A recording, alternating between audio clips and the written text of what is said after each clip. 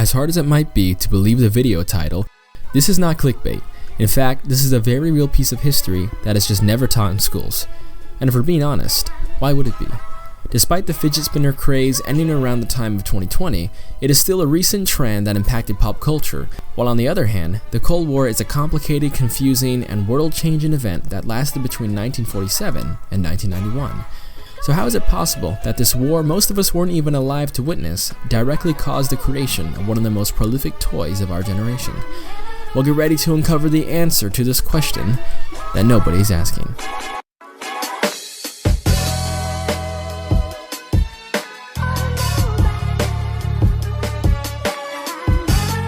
So let's just brush over the basics first.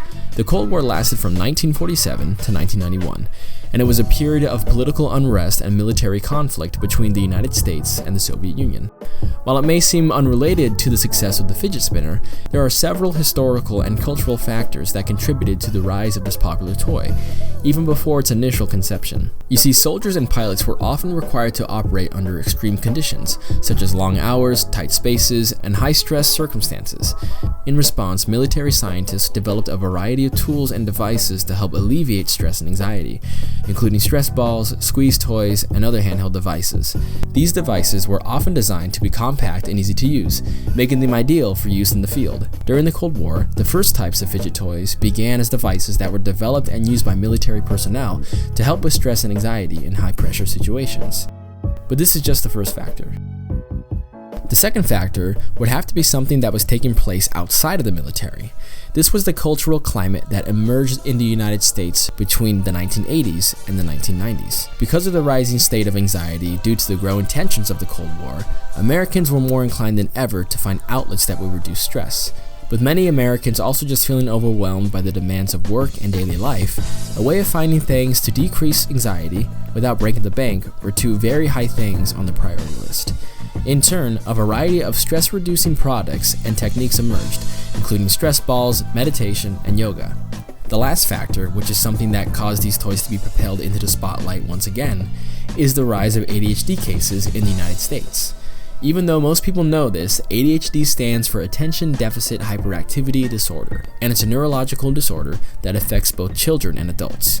Symptoms include difficulty focusing, hyperactivity, and impulsivity.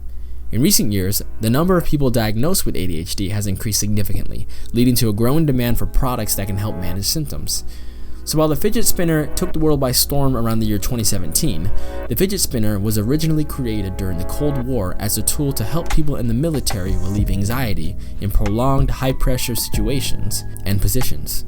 As decades passed and time seemed to forget about such devices, because of the rise of ADHD and other sensory issues, it reappeared back on the map where most people think it started.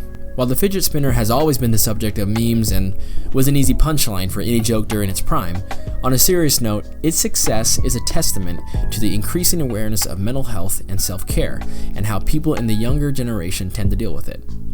As more people seek ways to manage stress and anxiety, products like the fidget spinner become more appealing. In conclusion, the Cold War may seem like an unlikely factor in the success of the fidget spinner, but it is clear that historical and cultural developments that took place during that time was a necessary contribution to the rise of this popular toy. The increasing awareness of mental health, the rise of ADHD cases, and the popularity of social media all played a role in the fidget spinner's success. As the demand for stress-reducing products continues to grow, it is likely that similar products will continue to emerge and find success in the market. So with everything covered here, we can safely say that thanks to the Cold War, it gave way to the development of the first stress-reducing fidget toys that would make it into the mainstream. And now you know how the Cold War led to the creation of the fidget spinner. Thanks for watching.